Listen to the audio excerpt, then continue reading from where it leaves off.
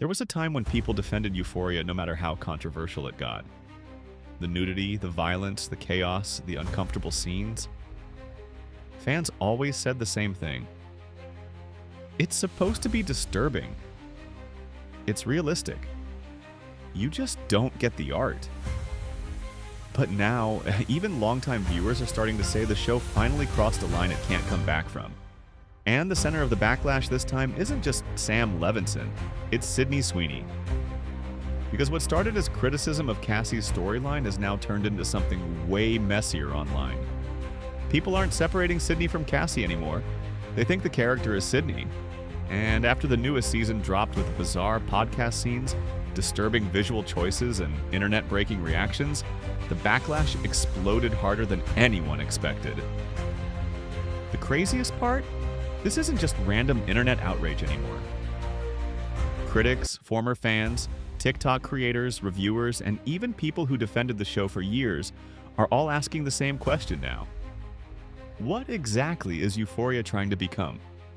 And once you look at everything surrounding this season, the answer gets really uncomfortable. The moment everything really started spiraling was those Cassie podcast scenes. Viewers immediately knew something felt different. Cassie suddenly starts going on podcasts, saying outrageous political one-liners and throwing around controversial comparisons that instantly lit social media on fire. The internet reaction was immediate. People weren't even discussing the writing anymore. They were saying Sydney Sweeney sounded like she was just speaking as herself. And that's where the good genes controversy came back from the dead. A lot of people remembered the backlash Sydney got after those family party photos years ago, where online users accused her of quietly signaling certain political views because of hats and shirts people spotted in the background. At the time, her defenders said the internet was overreacting and projecting onto her. But after these new Euphoria scenes, people suddenly started revisiting all of it again. That's why the reaction became so personal so fast. Viewers weren't criticizing Cassie anymore. They were criticizing Sydney herself. Some people even started saying the show was using Cassie as a disguise for opinions or behavior. Sydney couldn't openly express in real life. Whether that's true or not, honestly, doesn't matter at this point because perception online moves faster than facts ever do. And once people started blurring the line between actress and character, the entire conversation changed. But that wasn't even the biggest problem, because longtime viewers had already been building resentment towards Sam Levinson for years. This season just pushed everything over the edge. People have accused Levinson for a long time of turning Euphoria into a vehicle for his own obsessions. Those accusations got even louder after The Idol collapsed under backlash. Critics claimed both projects had the exact same issue: over-sexualized female characters, shock value replacing emotional depth, provocative imagery that felt less like storytelling and more like someone trying desperately to keep audiences uncomfortable enough to keep watching. Then old interviews started resurfacing again. People brought up stories from cast members describing improvised scenes, awkward moments on set, and the increasingly chaotic direction of the show. A podcast anecdote involving Trisha Paytas started spreading everywhere because viewers felt it confirmed their suspicions that boundaries behind the scenes had become way too loose. Suddenly, the conversation online wasn't just "this season is weird." It became, "why does this feel like someone's unchecked fantasy project?" And honestly, once people start asking that question about a creator, every single creative decision starts looking suspicious. That's why the visual backlash became so explosive. Because when the promotional photos dropped featuring Cassie styled with childish pigtails, exaggerated makeup, revealing outfits, and provocative poses, social media completely lost it.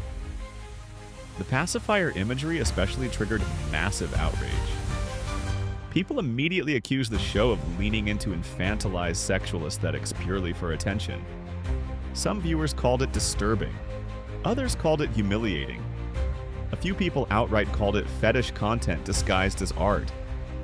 And what made the backlash worse was that fans couldn't even understand what the emotional purpose of the scenes was supposed to be anymore.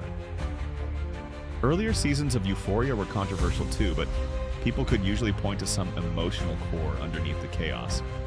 Addiction, loneliness, validation, trauma. there was still something human underneath it all. But this season, a lot of viewers felt like the show wasn't exploring trauma anymore, it was aestheticizing it. That distinction completely changed how audiences reacted. The internet became flooded with clips of people saying things like, "This isn't storytelling anymore," or "Why does every scene feel designed for shock screenshots?" One viral comment compared Cassie's storyline to a humiliation ritual, and that phrase spread everywhere because it captured exactly how uncomfortable people felt watching it. Even fans who normally defend edgy content started backing away. And once that happened, attention shifted directly onto Sydney Sweeney herself. Because people started asking the obvious question, if these scenes are making audiences this uncomfortable, why is she still doing them? That debate got messy fast. Some viewers defended Sydney completely. They pointed out that she publicly said she pushed back against scenes she didn't think were necessary. She even explained in interviews that there were moments where she told Sam Levinson certain nudity or visual choices didn't make sense, and according to her, he respected those boundaries. Her supporters used that interview as proof she wasn't being manipulated or forced into anything. But critics immediately pushed back with another argument. They said if she was willing to reject certain scenes, then why agree to the rest of the material people were reacting so strongly against? Why continue leaning deeper into a storyline built almost entirely around degradation, humiliation, and spectacle? That's when the internet started framing the issue differently. The debate stopped being about exploitation and became about complicity. Some people even argued that controversy itself had become part of Sydney's celebrity brand. They pointed to the way her projects are marketed, the viral clips, the constant social media discourse, and how nearly every major conversation around her now somehow circles back to provocative imagery or sexual controversy. And whether that's intentional or not, it's absolutely changing how audiences view her, especially because people can't separate her from Cassie anymore. The comments online started sounding brutal. She's not acting. Cassie is just Sydney with HBO lighting. At this point, they're the same person. Once viewers emotionally merge an actor with a character, it becomes almost impossible to control public perception after that. Meanwhile, another cast member seemed to be doing the exact opposite. Zendaya, because fans became obsessed with the idea that Zendaya was quietly distancing herself from the chaos surrounding the show. People started analyzing red carpet footage frame by frame. They noticed how quickly she moved through interviews, how she appeared at required events but didn't linger longer than necessary.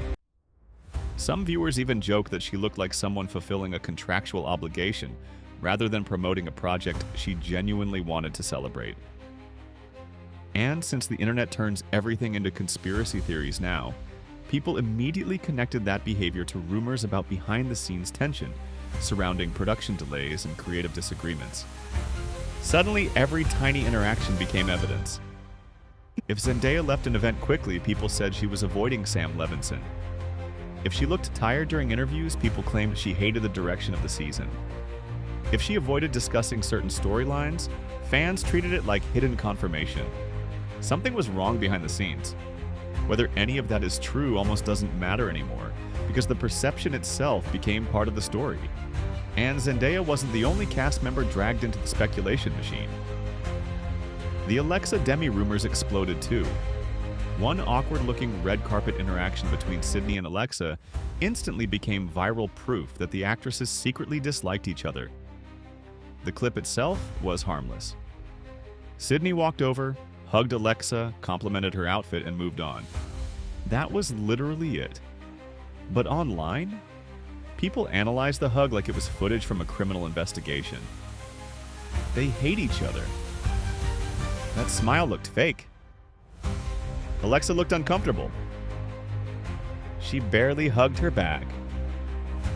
The internet's obsession with celebrity body language is honestly insane. But once fandoms latch onto a narrative, every facial expression becomes evidence. Then anonymous sources started appearing, claiming the actresses weren't close on set and mostly kept professional distance while filming. That only poured gasoline onto the rumors. Now every interview clip involving the cast gets dissected for hidden tension.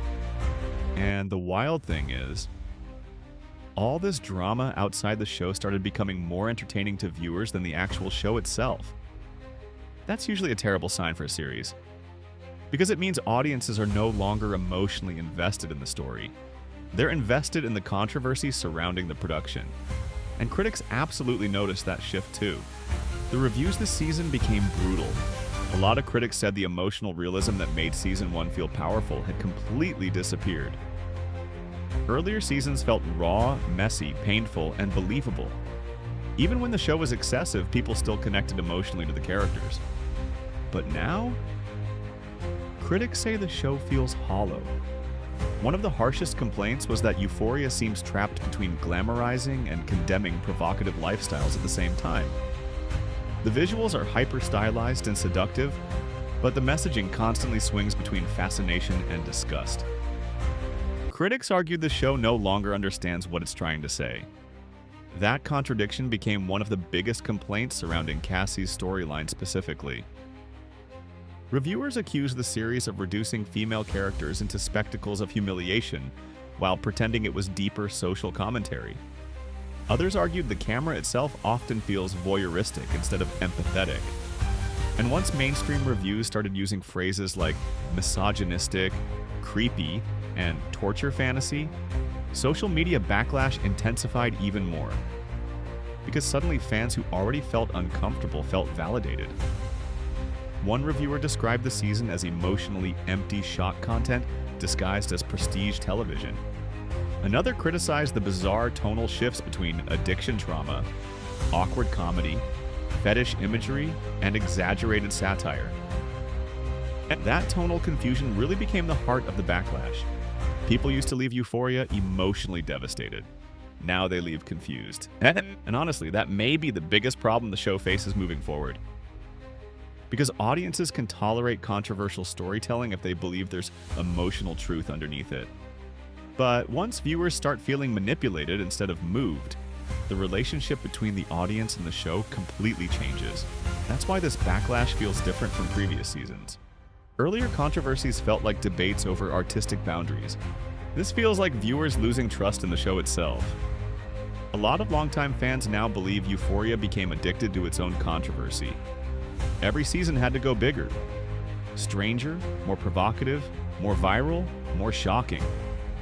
Until eventually the spectacle itself started overpowering the actual human story underneath it. And ironically, that mirrors what happened to Cassie as a character too. She became consumed by performance, attention, validation, and spectacle until people stopped seeing the real person underneath. Now audiences are saying the exact same thing happened to the show itself. At this point, the internet is completely split. Some people still defend the season as bold satire and uncomfortable art. Others think it crossed into exploitative territory a long time ago. And the louder the backlash gets, the harder it becomes to tell whether people are still watching because they genuinely care or because they can't look away from the train wreck. Which might honestly be the most Euphoria outcome possible.